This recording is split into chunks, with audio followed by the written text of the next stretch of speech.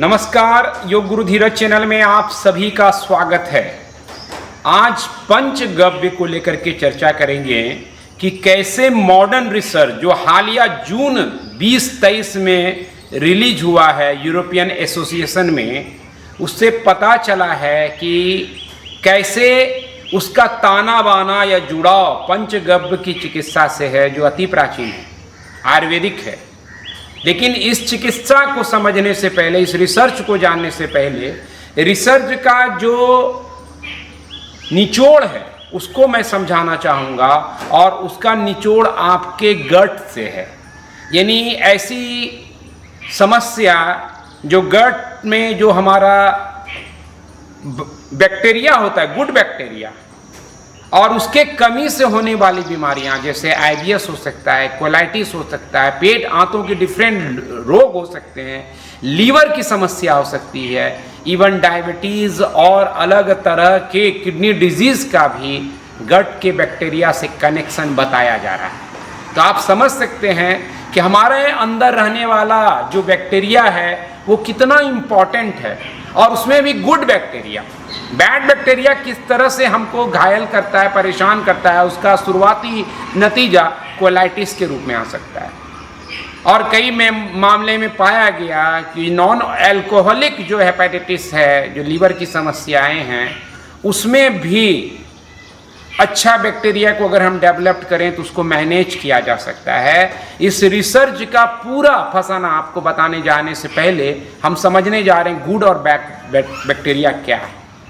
Actual में जब हम हमारे पूरे गट में क्या आता है, आपका स्टमक है, लार्ज इंटेस्टाइन है, स्मॉल इंटेस्टाइन है, यानी भोजन का पाचन से लेके अवशोषण तक का प्रोसेस और फिर मल बनने तक का प्रक्रिया, उसमें कई सारे बैक्टीरिया का अहम रोल है जो हमारे भोजन को बेहतर तरीके से पचाते हैं और साथ ही साथ एक अच्छे हेल्थ को सुनिश्चित करते हैं।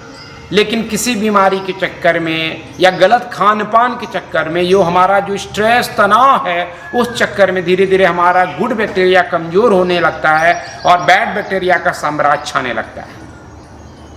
रिसर्च इसी तरफ फोकस कर रहा है कि अगर हम गुड बैक्टीरिया को बढ़ा दें तो हम बीमारियों को कंट्रोल में कर सकते हैं। लेकिन कई बार बैड बैक्टीरिया को मारने के लिए, जो बुरा बैक्टीरिया, उसको मारने के लिए एंटीबैक्टीरियल टैबलेट्स हमें दी जाती हैं, एंटीबायोटिक जिसको हम कहते हैं। उस टैबलेट को जब आप खाते हैं तो उसमें यह भी संभावना रहती है कि गुड बैक्टीरिया भी मर जाता है और बैड बैक्टीरिया को मौका मिल जाता है, और इसीलिए हमको डायरिया या लूज मोशन जैसी शिकायतें आना शुरू हो जाती है। कभी कभी हम जब पेन किलर खाते हैं तो भी ये परेशानी होती है।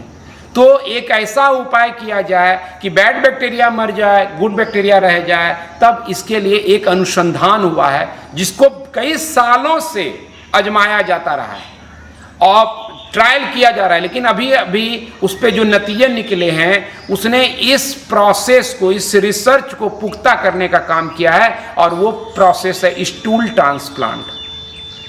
आपको लगता होगा अभी तक तो हमने लीवर ट्रांसप्लांट सुना है, किडनी ट्रांसप्लांट सुना है, अब मल का भी ट्रांसप्लांट होगा क्या? बिल्कुल। इस प्रक्रिया में यही होता है कि एक स्वस्थ व्यक्ति का मल को एक अस्वस्थ व्यक्ति के मल, मतलब इंटेस्टाइन में प्रवेश किया जाता है, यानी ट्रांसप्लांट किया जाता है। और ये स्टूल ट्रांसप्लांट का प्रोसेस उस व्यक्ति को स्वस्थ कर देता है। भारत में भी इस तरह के रिसर्च को ट्रायल बेस पे किया गया है, और इसका नतीजा दिखा है कि एक आदमी जो काफ़ी बुरे तरीके से प्रभावित था, उनको डायबिटीज भी है और दूसरी तरह के लीवर सिरोसिस की समस्या है, लेकिन ऐसी स्थिति में जहाँ पे स्टेरॉइड भी नहीं चलाया जा सकता था, उनके पास एकमात्र यही था कि स्टूल ट्रांसप्लांट किया जाए।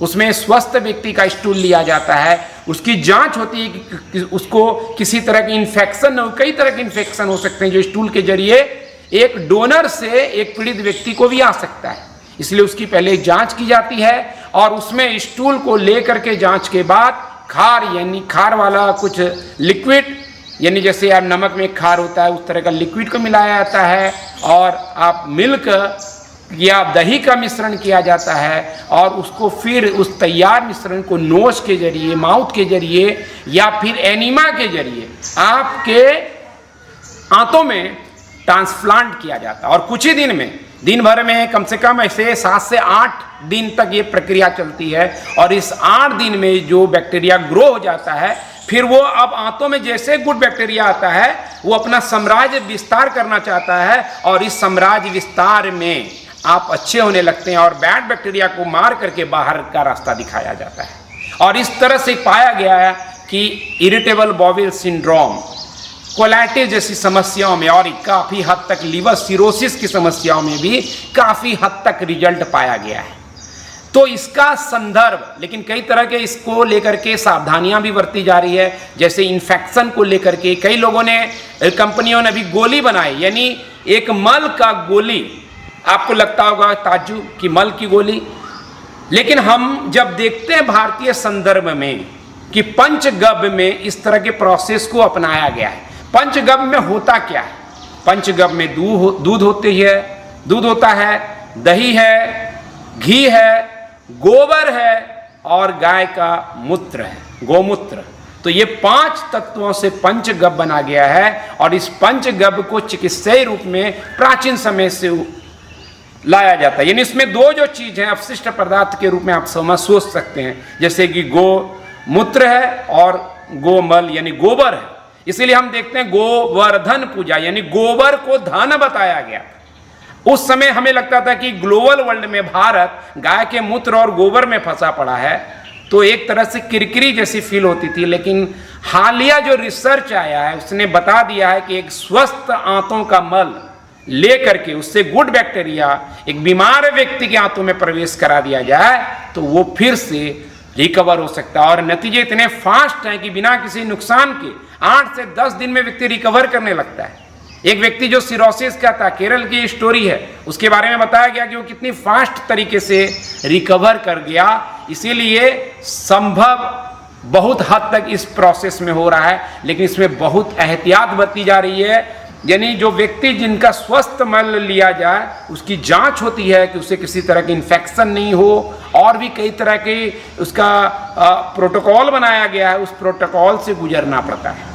और फिर उस प्रोसेस में उस लिक्विड को बना करके आपके नाक के जरिए, माउथ के जरिए या एनिमा के जरिए या कोलोनोस्कोपी के जरिए आपके एनस के रास्ते से उस गोली को इवन जो मल के द्वारा तैयार की जाती है उसको वहाँ पे ट्रांसप्लांट किया जाता है और फिर वो वहाँ पे धीरे धीरे ग्रो करना शुरू होता है और ये प्रक्रिया 8 से 10 दिन चलती है। तो पंचगव्य में इसी बात को ध्यान में रखा गया है कि गोबर, हम लोग कभी भी जवाब नहीं ढूंढ पाते थे आखिर गोबर खाने की क्या आवश्यकता है। एक जानवर का, एक गाय का गोबर, किसी का भी गोबर या मल जो है खाने योग्य कभी नहीं हो सकता। लेकिन आप कई बार पशुओं को भी देखते होंगे, आप कुत्ते को भी कई बार देखते होंगे या गाय को भी देखते होंगे कि वो अपने ही प्रजाति के या दूसरे प्रजाति के जानवरों के मल का सेवन करके अपनी बीमारियों को कंट्रोल में करते हैं। लेकिन हम चूंकि साइंटिफिक तरीके से आगे बढ़ चुके हैं तो हमें हर तरह से, इवन इस तरह आज के युग में कोई भी गाय को किसी तरह से नहीं, इसमें सावधानी बरतने की जरूरत है। और वो कि किसी का भी मल लेने से पहले उसका समुचित जांच करना पड़ेगा, मल का इन्फेक्शन का, किस तरह की इन्फेक्शन उस जानवर को या व्यक्ति को है, इस तमाम प्रोटोकॉल को अपनाना पड़ेगा। लेकिन एक जो नॉर्मल प्रोसेस भारतीय सिस्टम ने गढ़ा है कि पंचगव्य के जरिए कि एक स्वस्थ हेल्दी गाय का ताजा गोबर, ताजा मूत्र और घी, दूध, दही, यानी 5 प्रोडक्ट जो गाय से ही निकले हैं, ये आपको स्वास्थ्य प्रदान करता है। खास तौर पे आपकी गट से रिलेटेड समस्या है तो आप इसको बड़े ही एहतियात के तौर पे अपना सकते हैं एटलीस्ट, और अपने स्वास्थ्य को ठीक कर सकते हैं। नॉर्मल समस्या में, ये बहुत कॉम्प्लिकेटेड समस्या में इस तरह की थेरेपी लाई गई है, ये भी चेतावनी दी गई है कि नॉर्मल व्यक्ति इस तरह के मल की गोली को सेवन करने की आवश्यकता नहीं है। लेकिन उनके लिए क्या है, ऐसे व्यक्ति प्रोबायोटिक डाइट, जैसे जिसमें दही भी एक है, दही जैसे चीज प्रोबायोटिक यानी जो बायोटिक खमीर है जैसे हम लोग इडली डोसा बनाते हैं, वो खमीर उसमें जनरेट होता है जो गुड बैक्टीरिया का सोर्स है।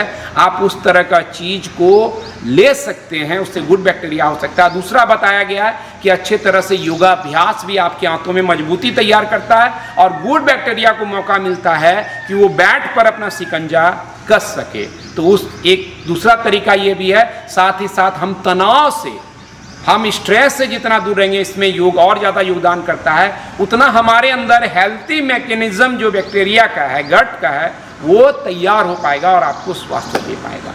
तो इस तमाम रिसर्च के संज्ञान में पंचगव्य को लेकर के और अनुसंधान करने की जरूरत है। और इसमें यह भी गुंजाइश बताई गई है कि कई कमर्शियल संस्थान इसमें कमी कर सकते हैं, जो प्रोटोकॉल है उसका उल्लंघन करके इस तरह की गोलियां दूसरों के लिए नुकसानदायक भी साबित हो सकती है। और ख़ास तौर पे अपने देश में जहां पे कुछ मठाधीश लोग सिर्फ पैसे कमाने के चक्कर में इस तरह के प्रोडक्ट का दोहन करते हैं, वो प्रोटोकॉल का उल्लंघन करते हैं। वो जैसे गाय का मूत्र हो या गोबर हो, उसका समुचित जांच नहीं करते हैं, गाय की जांच नहीं होती है और बिना प्रोटोकॉल के इसको लॉन्च कर दिया जाता है। पैसा कमाने के आड़ में आपके स्वास्थ्य भी खिलवाड़ हो सकता है।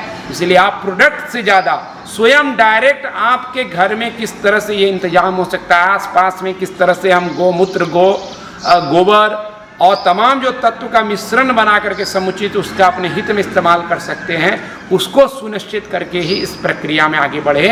योग का परम योगदान है, उसको जरूर अपने जीवन में शामिल रखें। मुझे लगता है कि इस रिसर्च से एक नई दिशा मिलेगी पंचगव्य चिकित्सा को लेकर के, उस पर काम करने की आवश्यकता है।